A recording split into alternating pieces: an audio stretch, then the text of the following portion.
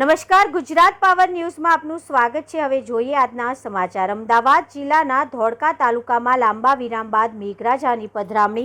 ધોળકા પંથકમાં સતત બીજા દિવસે મેઘરાજાની ધમાકેદાર પધરામણી। સતત 2 દિવસથી વરસતા વરસાદથી ખેડૂતોમાં ખુશીનો માહોલ। સારા એવા વરસાદના લીધે ધોળકા પંથકમાં ખેડૂતોના ડાંગરના પાકને નવો જીવ આવી ગયો છે। ધોળકામાં સારા એવા વરસાદ વરસવાથી ધોળકાના બજારમાં વેપારીઓમાં ખુશીનો માહોલ જોવા મળ્યો।